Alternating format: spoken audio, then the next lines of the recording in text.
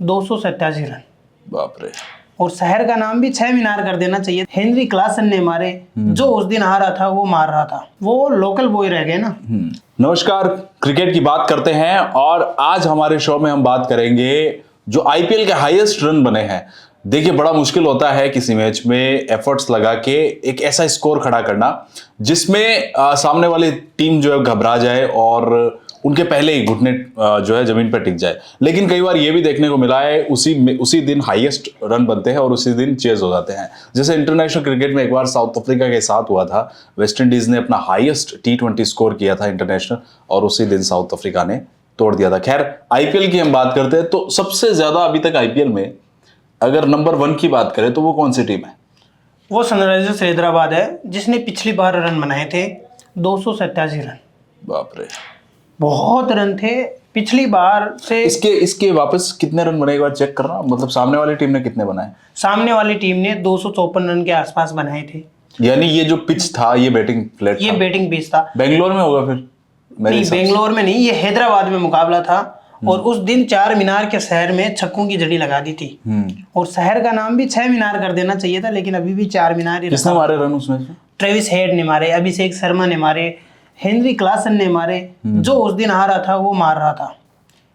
ये सभी अपने पीक पर थे उस टाइम पे, सभी फॉर्म में थे।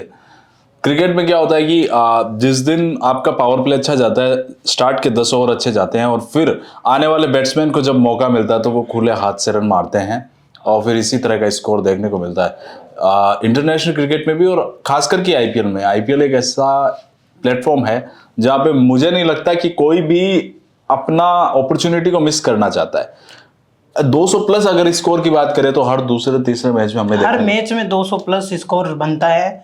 आरसीबी के पास पहले एक ही रिकॉर्ड था, वो था हाईएस्ट रन रिकॉर्ड बनाने का।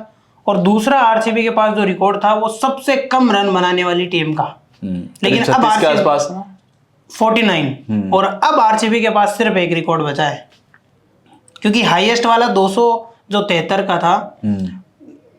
आईपीएल का जो हाईएस्ट स्कोर है वो 263 का था आरसीबी के पास में। वो सनराइजर्स हैदराबाद ने पिछली बार 3 बार तोड़ा है। अब आप सोचो आईपीएल में रनों की गति और आईपीएल में जो छक्के हैं वो कैसे बढ़ गए हैं, और उसी की वजह से फैंस का है वो मनोरंजन किया जाता है। पहले विकेट जो होती थी वो दोनों तरफ होती थी कि बॉलर के पक्ष में भी है, बैट्समैन के पक्ष में भी है। रन भी 170-80 जाते थे, बॉलर विकेट भी ले रहे थे, छक्के भी लग रहे थे। लेकिन अब सिर्फ एक ही चीज रह गई है। बेंगलोर के पास एक और बड़ा जो है मतलब एक रिकॉर्ड है।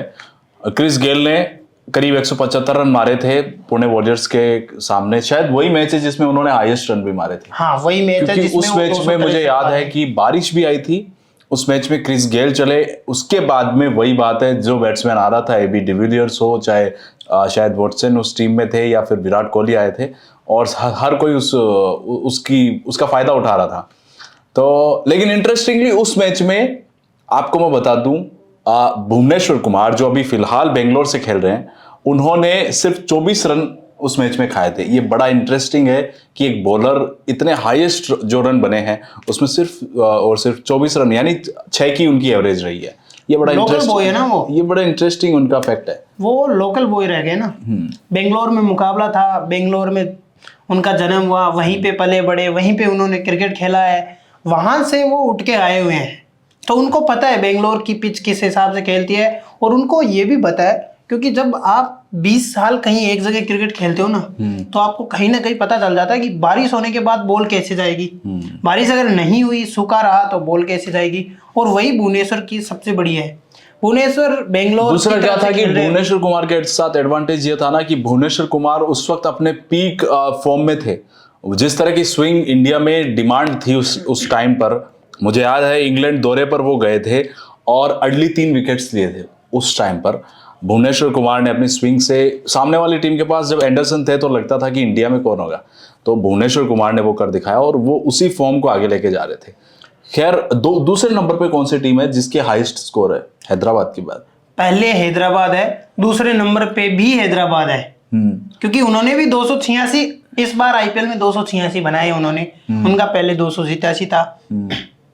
अब ऐसे में ये कह सकते हैं कि हैदराबाद के पास ही वो स्कोर है जिसमें टॉप 3 जो टीमें हैं स्कोर बनाने वाले में से, उसमें हैदराबाद प्रबल, मतलब ये कह सकते हैं कि सबसे ज्यादा हैदराबाद के ही स्कोर है। और वही पिछली बार से हुआ है हैदराबाद के साथ भी, जब से Travis head, Henry Klaasen, Abhishek Sharma जैसे बड़े बैट्समैन हैं वो हैदराबाद में आए हैं। हैदराबाद की बॉलिंग इतनी अच्छी नहीं है लेकिन बैटिंग बहुत अच्छी है। अब ईशान किशन ऐड हो गए हैं। ईशान किशन ने शतक लगाया पहले ही मुकाबले में और हैदराबाद ने फिर एक बार वो रिकॉर्ड अपने नाम है वो कर लिया, हाईएस्ट रन वाला 286 बना के। देखिए काफ़ी मुश्किल होता है, काफ़ी मुश्किल होता है जब आप आईपीएल जैसे टूर्नामेंट में खेलते हो।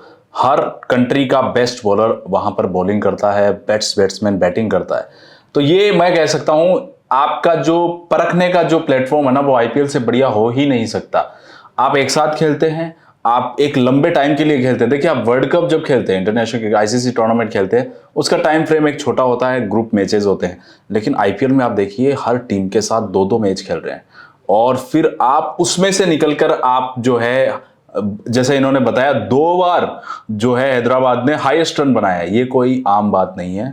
और इस पे कैप्टन का बड़ा रोल होता है कि किस बैट्समैन को उतारना है, किस कंडीशन में खिलाना है। तो पैट कमिंस मेरे हिसाब से इस दोनों टाइम पर कैप्टन रहे।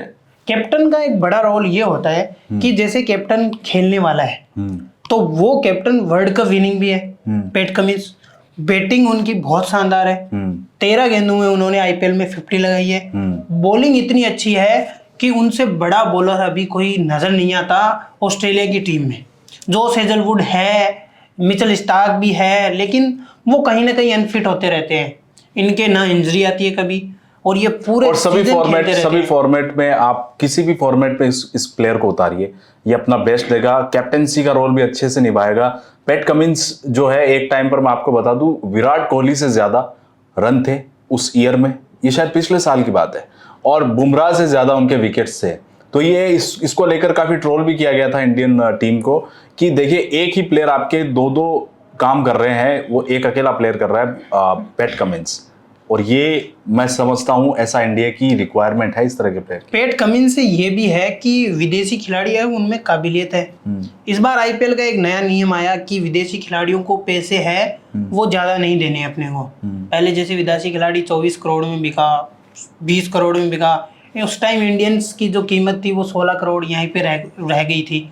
लेकिन ये पिछली बार नियम आया कि अब विदेशी खिलाड़ियों को उतने ही पैसे मिलेंगे जितने इंडियन जो खिलाड़ी है उनको ऑक्शन में मिल रहा है। मतलब इंडियन खिलाड़ियों के जो हाईएस्ट ऑक्शन में पैसे हैं उससे ज्यादा आप किसी भी विदेशी खिलाड़ी को पैसे नहीं मिल सकते। साथ में ये भी था कि जो अनकैप्ड प्लेयर है उनको भी नहीं मिल सकते, उनको भी नहीं, उनका तो फिक्स अमाउंट कर दिया, जैसे धोनी को अभी 5-6 करोड़ के आसपास। हाँ वो रिटेन में है। और अगर आप यहाँ पे देखो विराट कोहली इतना बड़ा प्लेयर है, उससे ज्यादा रन बना रहा है एक बॉलर।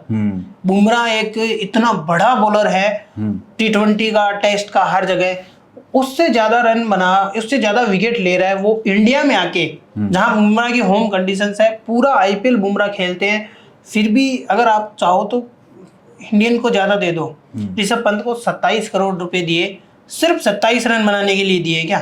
क्योंकि आज का जो मुकाबला हुआ है उस मुकाबले में ऋषभ पंत ने बैटिंग भी नहीं किया है। उससे पहले जो मुकाबले हुए हैं उसमें 2, 6, 15 ऐसे रन बनाए ऋषभ पंत ने।